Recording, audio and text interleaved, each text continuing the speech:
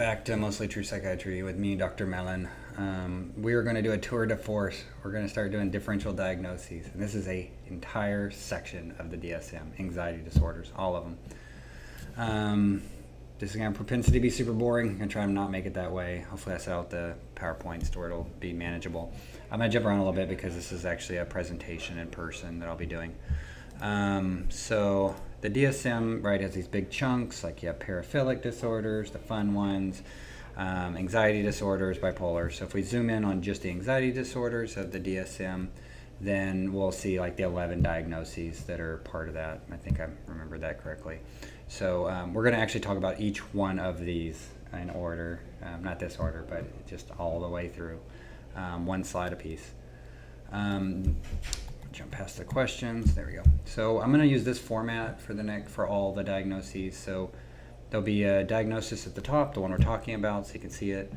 Orange box is where all the action's happening. This is like the things that are actually specific to the diagnosis, and it's not generic like the blue box is going to be, where they're like, the disorder must cause clinically significant distress or impairment in important areas of social, functioning, work, school, relationship.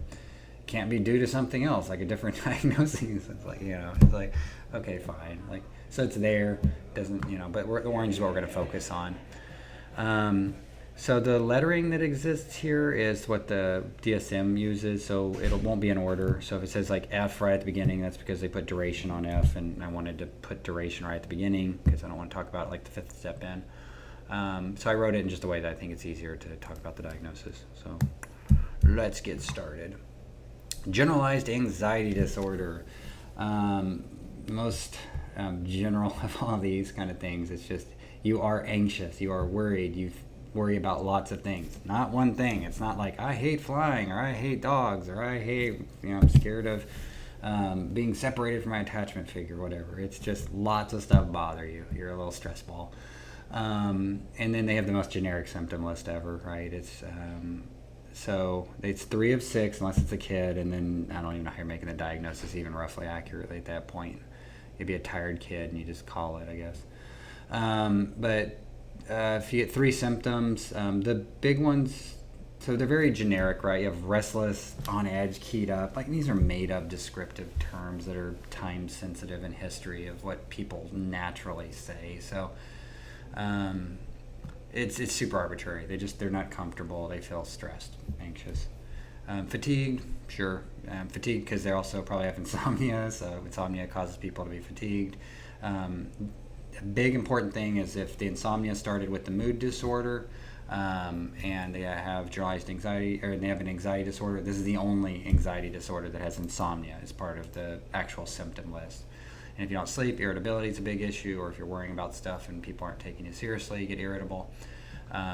This is the other one for an anxiety disorder that is only generalized anxiety disorder, is difficulty concentrating. So we say it's a key component or key aspect of generalized anxiety, as many people, they're freaking out all the time. They can't focus, school, work, whatever. Because they're worrying about lots of stuff, they're scattered. So that's is it ADHD, or what are we looking at? We'll treat the anxiety first, especially if it temporarily started with that and they haven't had that problem since they were 8. So insomnia and difficulty concentrating are kind of unique to generalized anxiety disorder, and this is where you just have to you got to learn to ask real questions about anxiety and keep pressing the patient, because people are terrible at describing the way they think and feel. Agoraphobia. So this is another 6-month diagnosis.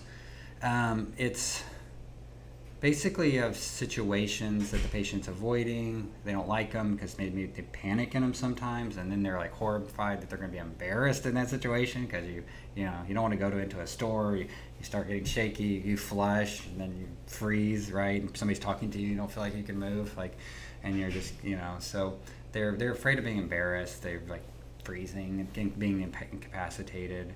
And then the throwaway line I always use is I need to be able to escape. And I can see that. It's basically in the idea that they like to know where the doors are and kind of get out kind of thing, because they're afraid of panicking or freaking out and embarrassing themselves. They typically only will endure the situations that bother them if they have a friend or somebody who's with them to do it. They're still anxious, but they'll manage to get through it. the situations that count as agoraphobia is being alone outside of the home, right? That generic. You need 2 of these. There's 5. You gotta have 2. So they don't like to go out of the house. Fun fact is, again, they'll go out with a person with them. They'll always be with their husband or wife or whatever friend. They don't like to be in a crowd. Apparently, being in a line counts as a crowd. It's just an organized crowd, right? And then traveling with others, right? Car, plane, train, bus, kayak, canoe. I don't know, whatever. You're with a bunch of people. It's a big kayak, I guess. Being in open spaces. Oh, I'm in the parking lot of a mall. This is terrible. Being in a closed space. Oh, I'm in the mall store now. It's still terrible, right? So any of that counts. That's agoraphobia. It's just these kind of things. So they do panic. That's part of it. Panic disorder, common confusion early on in psychiatric education, maybe medical school stuff, is they're like, but wait, panic is a diagnosis and it's a specifier? But what is it? And then the book is huge and makes it hard to figure out what you're trying to look for, and it's a mess. So panic as a disorder or a specifier has this setup. It just means that within a few minutes, they can't say that, the morning was horrible, it was over 30 minutes or an hour, or just anxious all the time. It's like, well, you're severely stressed and or generalized anxiety disorder or something. It's not panic, or what we call panic, right? It's a medical term for us. It's a generic junk list, just to give you the idea that, when people have fight or flight responses, some people freeze, some people have vasodilation and flushing and tachycardia. With their, it's adrenaline dump, norepinephrine and stuff. Some people, when they get really nervous and stressed out and these are happening, you have GI symptoms, right? Like, somebody just throw you out in the middle of a big group of your peers and say, give me a presentation on this, you'll freak out, right? And so some people start breathing heavy, get sweaty. There's a sensation, if you have enough adrenaline, you're stressed enough, people start getting like paresthesia and stuff, which is, if you hyperventilate, you'll get paresthesia because you've blown off all of your carbon dioxide and become too alkalotic. There's a famous sensation of a globus. I don't want to look it up at the moment. I got it on the brain. But like I said, if something's stuck in your throat, they've been writing about that stuff for hundreds of years. So that's like the choking sensation, shortness of breath. But so anxiety symptoms, right? This is where a lot of people actually are wrong. Even how I was taught was wrong, I'm pretty sure, or I can't listen and don't know what I'm hearing. That's the other option. First part is, so you've had a panic attack and then it's been at least a month. So it's a 1-month diagnosis. Now, what a lot of people say is the diagnosis is this piece right here. They say persistent anxiety about additional panic attacks. So it's fear of more panic attacks. Concern about the panic attacks themselves is why you have panic disorder. And you're afraid of those consequences. But that's not quite true. It depends how you look at it. So it says you need greater than one of the following. You could just have had a panic attack at the mall. Now the person won't go to the mall because they're just avoiding that situation to make sure that it doesn't happen again. And then maybe they have a panic attack somewhere else and they avoid that place. That's another kind of common situation. So you don't have to be afraid of the panic attacks because that requires insight, right? Like you don't have to necessarily know why you're panicking or what the thing is. You can just it's the same kind of response that, I go, you get a bad stomach bug, you don't know about it yet, and I feed you some spaghetti, and then you vomit up spaghetti everywhere 3 hours later for heaving your guts out for an hour, and then you won't eat spaghetti for the next 2 years. It had nothing to do with spaghetti. You were sick already. But, we all ate spaghetti. It was fine. But it's, same thing with panic, right? It's just natural ways some people adapt to that situation. That's the solution their brain comes up with, and the way it is. So social anxiety disorder. It's a story diagnosis. I'll explain what I mean by that. So it's 6 months. It's again, lots of these are 6 months other than panic disorder and then selective mutism, which are the 1 month ones. All it means they're social anxiety disorder. It's I got lots of stuff written down, but it just means that you're constantly, you become very terrified, afraid, massively worried, uncomfortable about being put in social situations. It's social situations where you can be the focus, right? So if you're in a crowd, nobody's talking to you, it's fantastic. The crowd turns to you. What do you think, Jimmy? And then you're like, crap, like everything goes bad, right? And they're afraid to be embarrassed in those situations. It's happened before. It's the same problem with agoraphobia. You freaked out in the store and you froze, and now you're like, a normal human being. You're like, that was not socially fun. That was awkward. Same thing with them. They start to get to where they get horribly embarrassed, and then they start getting weird to where they're concerned about how they walk, talk, eat. Is their arm movement quite right? Are they holding the cup right? I mean, you become so internalized that, some folks, it's just horrifying. So it's social anxiety disorder. The way they kind of write is, so significant anxiety in greater than one social situation, so it can't just be one, where they could be scrutinized and, meeting new people, performing, eating, drinking, public, whatever, doing stuff. If it's in little kids, it can't be just with their peers that happens, because maybe their peers suck, right? Like, and they are getting judged, and it's like a public school, a little bullying thing going on. They're afraid that they'll be negatively evaluated because of those things, and if you put them in it, they always freak out, and they'll only endure it with lots of anxiety. So that's social anxiety disorder. It's kind of what it says. Specific phobia, I'll keep this short and sweet. So it's 6 months. There's got to be a specific situation, flying, thing, spiders, clowns, jellyfish, whatever. Kids, when they're super fearful, they like to point out on this diagnosis all of a sudden going, well, sometimes the kids are really scared, they start crying. Yeah, it's not special to a phobia. Freezing, again, same thing. Tantrums, don't want to talk. But yeah, this is a psychology diagnosis. If that happens, you need to refer them. You're not the right person. Separation, I guess it could be a flight and you're treating them because they got to be on the plane. Okay, there's the one weird exception that proves the rule. Separation anxiety disorder, another story. This is something that, so it's supposed to be, it's supposed to happen in adults, as part of this thing. And I would be looking for personality problems and trauma or something if that was the case. But 6 months in adults, 1 month for children, that this has been going on. Developmentally inappropriate, which I would think you could put that on every single diagnosis with children ever. It doesn't need to be attached to this thing. And then they do a symptom list. The symptom list is just super arbitrary. It's just kind of descriptive examples of things that commonly happen, right? So the story form I'll read it and then we'll do story form. We'll do it the other way. So they have at least 3 of these. So anxiety due to fear that it could happen or that they are separated. Mommy's got to go to work or daddy or whatever. And so they lost their attachment figure at the moment. Now they're all anxious. They're worried about being left alone, home. Think like a dog. You're trying to walk out. They're like, oh gosh, don't leave me. And so being separated from attachment figure because they've got to leave. Of losing them, right? Every weird way you could think of that, like they get hurt or something. Worry that bad events could happen, like kidnapped, death. And then like refusal to leave to normal things that kids would do. So I'm a little kid, age 7, 8.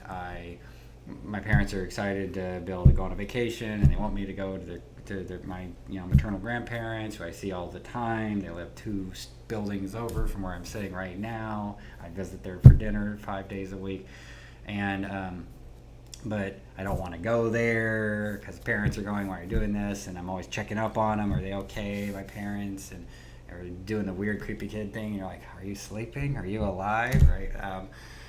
You didn't abandon me, did you? And then just in your head, always worried about how it could go bad and how you could lose them.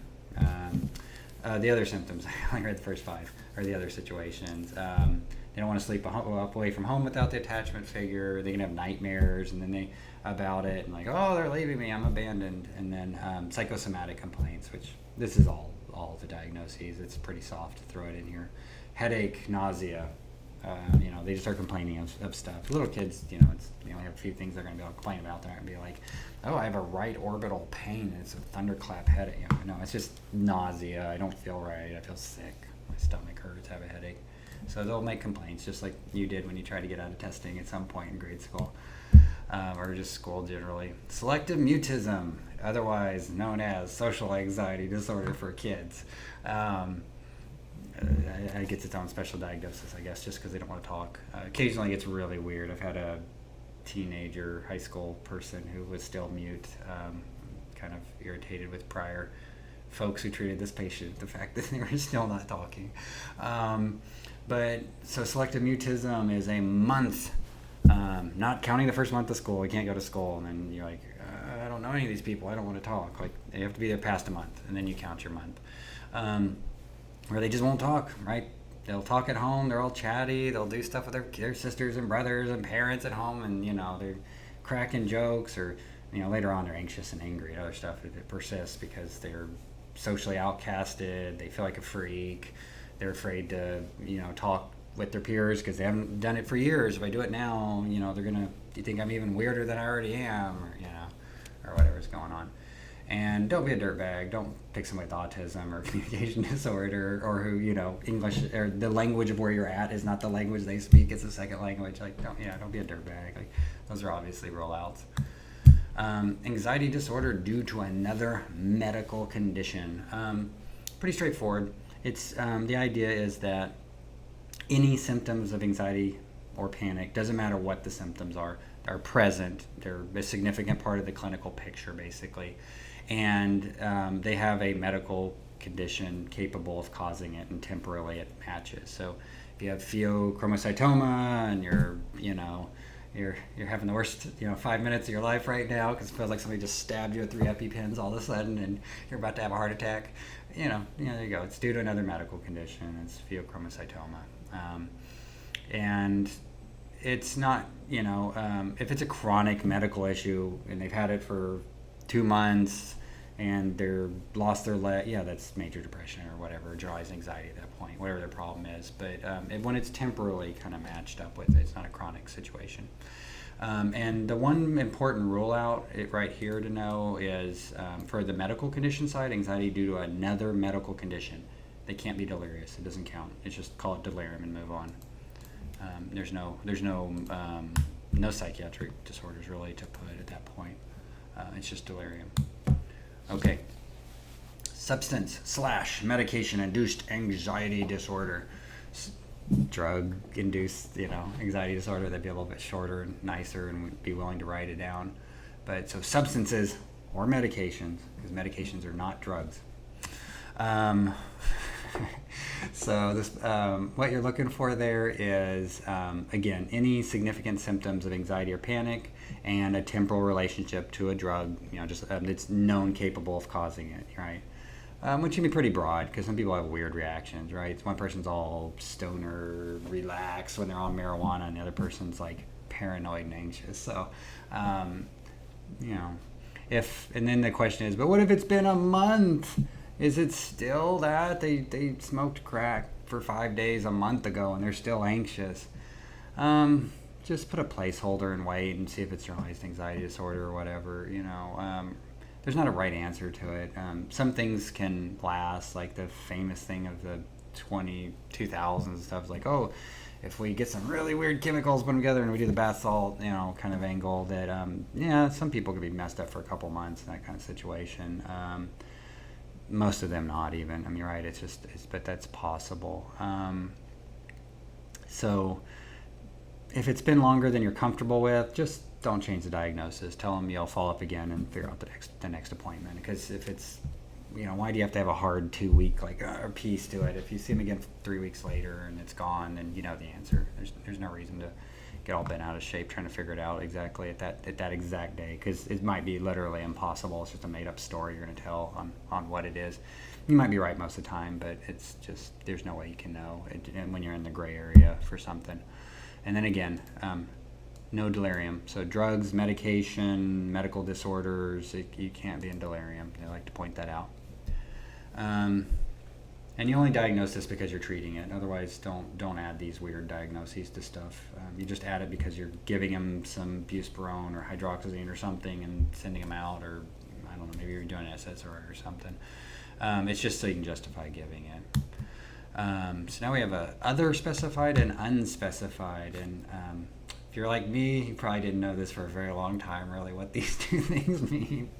It just looks dumb when you're like reading it, because like other specified, unspecified, like what the hell are we talking about? Other specified what?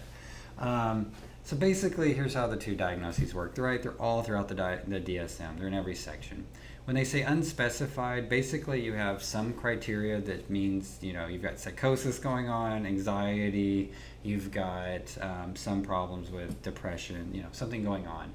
And you either just can't answer it at that moment or don't even want to try, right? Because it could be the person is a horrendous historian, high on drugs, and you don't know what's going on. And so you can put unspecified anxiety disorder. It's like they have symptoms, symptoms of anxiety disorder. It doesn't meet criteria for a specific diagnosis right now. It's not generalized anxiety disorder. It's not substance medication induced, anxiety disorder. And your information poor, so you just can't answer it right now. So it's a space holder. A lot of times, like hospitals will fight you even putting this because like they can't bill it for this though, so that doesn't count. And then we just lie and put on another diagnosis, and then we say, look how often this diagnosis shows up. Everybody's got major depression or generalized anxiety. It's like, no, it's the only way we could get billed. That's a side rant. All these things, like there's so much made up stuff in life, right? But so unspecified is when you just don't have any information. You don't have a reason to do it. You're just doing it. Other specified means you're working hard, you want to put it on there, and you're like, it almost meets a real diagnosis, and I'm going to tell you why it doesn't, but it's close. So they've got symptoms of anxiety and doesn't quite meet that diagnosis of GAD or like generalized anxiety disorder or something. So you write so you're going to write down why it didn't. Super arbitrary, just free flow write, bring out your inner muse, write, do whatever you want. But it's basically just write other specified anxiety disorder, and then you put what the thing is. So it could be like generalized anxiety not occurring on most days, or or they're having like this is where they throw in the cultural stuff, right? Like a attacca nervioso for some Hispanic places, or the wind attacks for the Asiatic for Calcap. So it's where you just want to put that extra thing, like it's has two criteria for GAD being met. It doesn't get to 3 or something. You just want to specify why. Most people don't. They'll even just write other specified anxiety disorder. They don't realize what it even means when they write the diagnosis. But that's what it's for. It's to write down specifically after you write down other specified anxiety disorder. You write why it doesn't quite meet the criteria for a normal diagnosis. Because you could use it to give yourself as a trigger to know next time you see them. Do they have this now? Okay, good. You're not sleeping. Okay, this is the diagnosis. I'm going to skip the cheat sheet. I just wrote like simple stuff. I'll move this picture in case somebody really wanted to read it and take a screenshot or something. All right, there you go. That was your chance. There's nothing fancy about it. I just wrote down a simple one page. So here's another way to look at the diagnosis or to think about it. So my picture, I got to get this out of the way. So you could look at it as like a lifetime thing, like the course of a life, the diagnoses, how they change. So when you're a little 5-year-old, you're growing out of when you should be talking and doing stuff with others, so persists, selective mutism. Little kids should get scared, when they're little, they should get a little bit of space, but they want to come back, right, with their parents. But after some point, maybe age 7, we just say it's probably not normal anymore developmentally, so it's separation anxiety, specific phobias start to pop out at this point.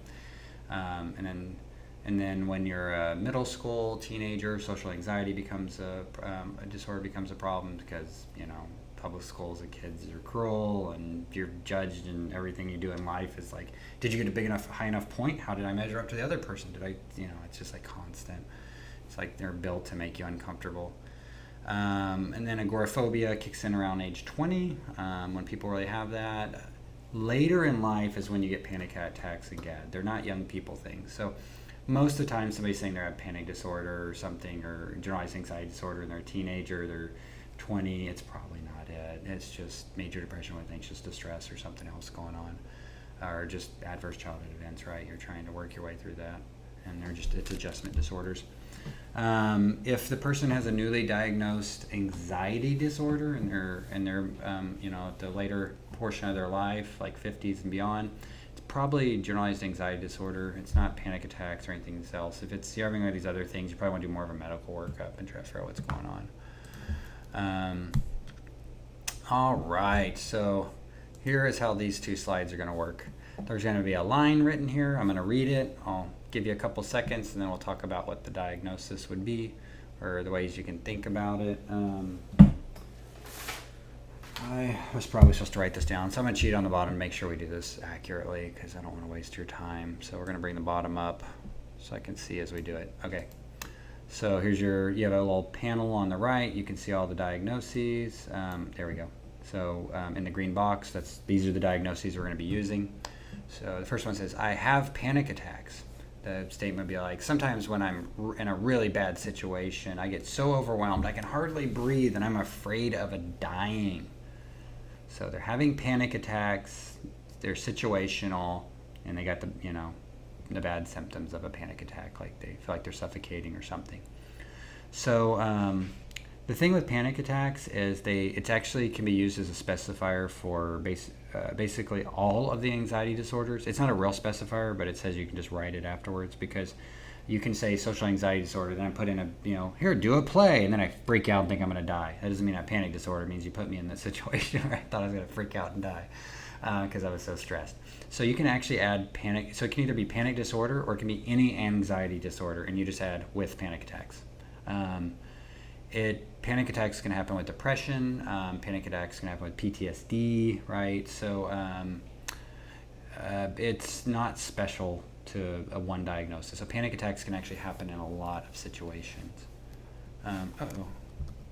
Sorry, that was not how this is supposed to work. There we go.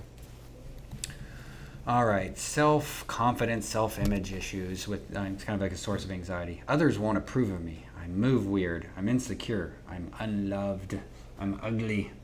Right, so what is that?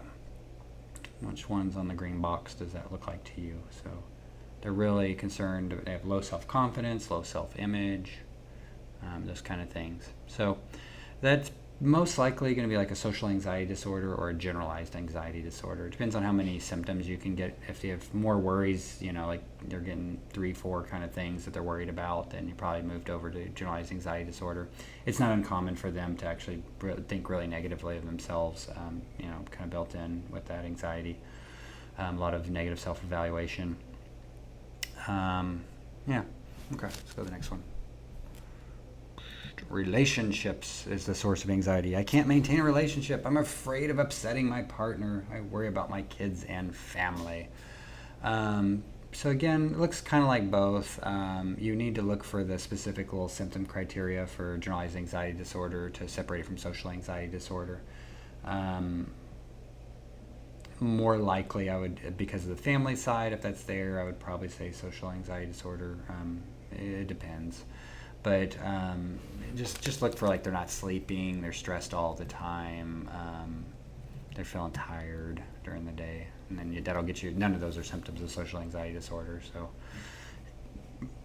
aimless future, that's a common anxiety. Like, right, they've got no purpose in life, haven't done anything in life, they're already too old. What are they going to do? They have no future.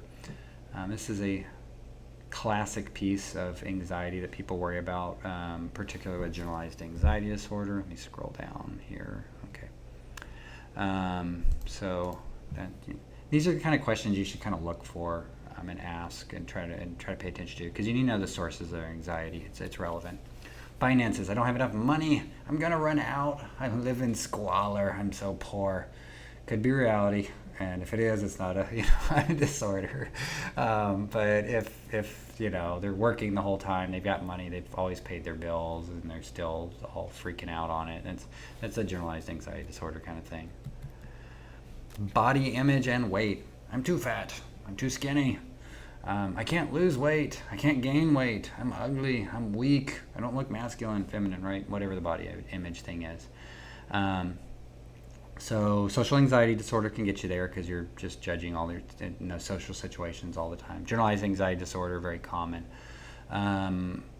Just try to get more social information to see which of those two it is. And if it was body dysmorphic disorder type thing, or anorexia, bulimia, or, these things you should be looking for if they've got that purging behavior, if their BMI is actually low, if they have an almost imperceivable defect, and they're super focused on it, and they're doing checking behavior to get towards body dysmorphic disorder. And they're not worried about, everything else in life. They're those other things. So generalized anxiety disorder should definitely separate itself pretty easily.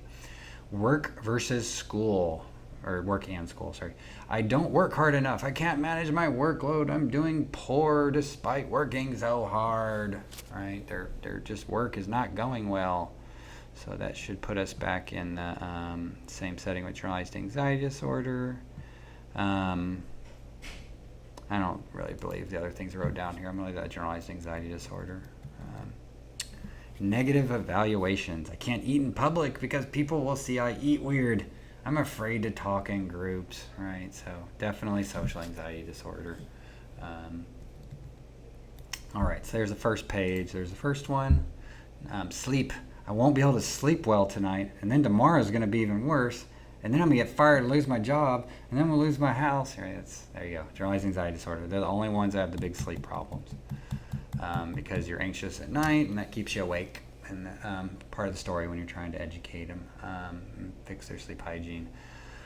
CBTI, right? That's the answer. Fear of public transportation. I panic when I go to the store. Agoraphobia, pretty easy. I'm afraid of being incapacitated or embarrassed by my anxiety. If I get in a really bad situation, I might freeze. I'll be humiliated. So this could either be agoraphobia, right, embarrassment, and social anxiety disorder also has fear of embarrassment. Panic happens in everything, so that doesn't differentiate, and freeze is a normal reaction of severe anxiety, right? So it's fight, flight, or freeze or something, right? It's a normal reaction. All right, you don't want to be in an open space. You don't want to be in a closed space. You want to just right Goldilocks space. So you don't like gas station, malls, whatever. It's agoraphobia. Being outside the home alone is so scary. I get really anxious when I leave the house without my parent, partner, attachment figure, mom. So gave you a couple pieces there. So it happens because some people are agoraphobic, right? They need somebody to help them in those anxious times. It gives them a safety blanket kind of thing. And then people with separation anxiety disorder don't want to go out either without their attachment figure. Crowds. I feel really nervous when I'm around a lot of people. Honestly, you couldn't do much with this. You need more information.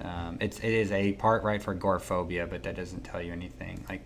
Really, you have to always hit for multiple, because if it's one of many things, right, it could just be, you could say that's generalized anxiety disorder, or if it's crowds, they feel like everybody's always watching them, they're just a little weird, their personality, and they really are hyper-focused on themselves, then it could be social anxiety disorder. Just have to ask. They're concerned about their well-being and safety of loved ones. They're always checking to see if they're doing okay, make sure everybody's healthy. You got to call me on your way home. Don't, that kind of thing, but excessively not socially, culturally normal. Then you're looking at generalized anxiety disorder. It's kind of like finances and all that good stuff. That's part of their story. Talk with people outside my family. I get really nervous around people outside of my family, and I won't talk. I had to get selective mutism in here somehow, so there it is. Nightmares. Themes of attachment figure leaving me, or themes of being murdered. You're supposed to be thinking separation anxiety disorder, but you should probably consider PTSD depending on what's going on. So let's see what else we got. I'm afraid I'm going to offend people because their anxiety is so embarrassing and other people aren't going to like me and I'm going to offend them. You're supposed to say social anxiety disorder, social anxiety disorder, social anxiety disorder. And another throwaway. I'm afraid of jellyfish. Those clowns are weird. All right, that's your specific phobia. All right, we'll kind of talk a little more in depth about some specific differentials, like A versus B testing kind of thing. Somewhat arbitrary. I was looking at this stuff a lot, and I don't think there's a great way to do it because there's too many combinations, and some of them just aren't frequent, or they're just obvious. You don't really need. So specified versus other specified, right? So they can be confused because they look the same. It doesn't matter. I don't know. I can leave this here so you can see. But it's just because the wording's terrible. It's not obvious what it is. And but the real issue is just you've got some symptoms of anxiety. You can't give it a formal diagnosis. It doesn't meet criteria, and you're either going to not tell why it doesn't meet criteria for another specific one, or you're going to say other specified anxiety disorder. And if you do other specified, then you have to say why. Like, hasn't been 6 months, has symptoms of generalized anxiety disorder or whatever. Okay. What about GAD, generalized anxiety disorder, and major depressive disorder with anxious distress, right? So DSM's got this little habit of taking some things it does with bipolar, it does with anxiety, to some extent depression as well. You can actually find just like the spectrum of a mood through 5 diagnoses, and it goes all the way across and isn't super obvious. Sorry, there's people at the office talking outside my door. So they can be confused. If you've got 6 months of symptoms, or less than 6 months of symptoms, they're the same diagnosis. You can't actually separate the two, because it could be the same thing. Anxious distress can fit the GAD diagnosis. So you basically just need time. If they're not a great historian and stuff, you got to wait a little longer. Just keep asking questions. If you're not sure, just do MDD with anxious distress. If they have depression, that'd be the obvious thing. I don't know why I wrote it this way. You should be, if they're anxious, you should be asking about depression. If they have depression and temporarily the symptoms of anxiety match with when they're depressed, and if their topics are all like, I get really, I know I look weird and I'm depressed. People notice it makes me anxious, and then I have a panic attack, right? That's all anxiety related to depression. So hopefully that was helpful. Sorry, I rambled that one a bit. Generalized anxiety disorder versus PTSD. How can they be confused? Kind of want to look at the diagnoses a bit. So theoretically, I think PTSD could be difficult to tell from generalized anxiety disorder, obviously not knowing the trauma history and the onset of the symptoms, but because PTSD can have physiological response to internal or external cues, which mimic the criteria C, that little list of GAD, right? You could have tension, you could have problems sleeping, you could have your mind going blank, all that kind of stuff. That can just be due to PTSD. And some of the worries can be the same, like the world's dangerous, I'm not safe, that kind of thing. And so some people just have a persistent kind of fearfulness is their PTSD, is that initial setting, and that first, time frame. 10 years later would be pretty weird, but so you should just start looking for multiple sources of anxiety and the trauma history, and that'll help you break it apart in that kind of situation. So for OCD and GAD, what do we look at? How do we tell them the difference? So kind of the question or the confusion for folks would be like, are those OCD thoughts, the obsessive thoughts, are they anxiety?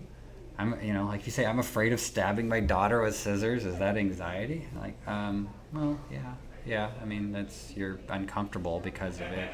Makes you feel stressed, all those good things. But if there's compulsions, if you see anything that's a compulsion, I do this to relieve that stress. I can count all the objects in the room or arrange things, and that's obviously not generalized anxiety disorder. They don't have obsessions or compulsions, and OCD is definitely rarer than generalized anxiety disorder. So most of the time, if you just had to guess, it's going to be more likely generalized anxiety disorder just because of frequency. Panic disorder, how can they be confused? And it's like we said earlier, I'll keep this one short. It's because every diagnosis can have panic, so that doesn't help you differentiate them at all. So you're just looking for multiple sources of worry, 6 months, or they're afraid of the panic attacks themselves, and are avoiding situations that are because of that panic. That would give you the panic disorder diagnosis, and you can diagnose both. It's fine. Because they can be separate. It doesn't have to be with. Like you could have, because it in some degree doesn't matter if the treatment, but the treatment, you could say you're going to be treating acutely for panic disorder stuff to help them during those times, and then you're treating a basal medication for GAD. All right, GAD, generalized anxiety disorder versus adjustment disorder with anxiety, right? So you can have an adjustment situation where you're really anxious because you almost just died, or whatever it is. So they both can have anxiety. They can both persist past 6 months, which is so annoying. So you always think of adjustment disorders like, oh, it's a couple months or something, but there is with persistent, which is their chronic specifier. So you can have an adjustment disorder with it's chronic, more than 6 months, and be anxiety or depression. So that actually doesn't help you. So you're just looking for multiple worries, and it's not worries related to a specific thing. And if there's an identifiable stressor that started all this, then maybe it's adjustment disorder. All right, agoraphobia versus social anxiety disorder. So again, you can both be anxious, both have panic, both have anxieties in more than one situation, right? I don't like being in the mall, I don't like being at the party, I don't like being in the parking lot, or whatever. Like, it's multiple. And they both avoid situations as coping strategies. So you just need to figure out what the coping strategies are so that you're able to actually make that diagnosis. Agoraphobia really revolves around that fear of panicking, embarrassing themselves, feeling overwhelmed. They won't do things in groups, that kind of stuff. If you're getting finance problems, relationships, sleep, etc., then you're made it to generalized anxiety disorder. If it was like social anxiety disorder, it's just social situations, right? So let me get rid of that because that was the wrong diagnosis I talked about. Agoraphobia versus panic disorder. So they can both have panic. That's why it's unobvious. So you should just start really looking for predictable situations. Crowded area, open area, closed area. Crowded area also means lines. Doesn't want to leave the house alone. That kind of thing. So should be pretty reasonable. A lot of the stuff, the differential just gets hard because the patient can't talk to you and explain things very well a lot of times, and that's fine. Specifiers, so it's not too many for this this section. I guess I'm just going to delete it for now. Generalized anxiety disorder has no specifiers, but again, you can say with panic attacks, but that's not a formal specifier.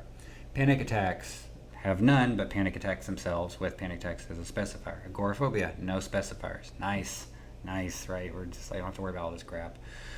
Social anxiety disorder. So it's supposed to be, two things. So if we go back up to social anxiety disorder, sorry, I'm almost there. It says greater or equal to one social situation. So it doesn't really have to be like friends or areas. Just somebody decided it was a fantastic idea to say, well, but what if it's only when I'm performing? Like, okay, fine. Performance only anxiety. Why is that not a specific phobia at that point? I don't know. So you can say social anxiety disorder with, or performance only, sorry, not with. And that just means they're fine, they have friends, they do stuff, but you try to make them, talk in front of the class, and they're like, hell no, don't care, fail me. Specific phobia, they went crazy on this. They made this hard. They want you to tell, like you have to put a specifier kind of thing. Like, is this a natural environmental issue thing? Like tornadoes? Is this an animal thing? Like, I don't like dogs or spiders or something? Is this a blood/injection/injury/medical procedure thing? Then it's going to be the blood injection injury specifier. Situational, like it's just a type of situation. I don't know. It's not a natural environment, right? It's an elevator, I guess it counts. Or you say other, and you're like, I don't like vomit. Like, okay, great, good job. I don't like vomit either. But separation anxiety disorder has none, and selective mutism have none. So you really don't have to use specifiers for anxiety disorders. You could probably make your whole career with never doing it. But they do exist. You should probably use them for phobias, but again, you'll see very few of those patients. If they show up, all you're doing is referring them to psychology. So somebody probably thought about it and said, wait, what about illness, anxiety disorder? Look at the middle word, anxiety. Well, they decided to put it under somatic symptoms and related disorders. It is not an anxiety disorder. I know, it says anxiety disorder, it's in the name. It is not an anxiety disorder. It's dumb. So if a person has a mild physiological symptom, tummy ache, headache, bump on their arm, and they're really bothered by it a lot, and then they either, I'm never going to the doctor, I'm never going to check out because it could be cancer, or I've got to check everybody, they said no, but it's got to be cancer, right? Either way, it doesn't matter. And they're just worried about that thing. It got its own special diagnosis and area. It's just, it'll be a single illness anxiety, right? So it's kind of like a specific phobia or whatever. And they just, somebody wrote a book or did papers at some point, and they decided it got its own special place. So not an anxiety disorder under the DSM. And you guys don't need to do this. This is YouTube. So I hope that was helpful. I may or may not do more of these in the future. I hope I do. I hope it's worth the time. It's been me, Dr. Mellon, with Mostly True Psychiatry, and I appreciate your attention. Have a good day.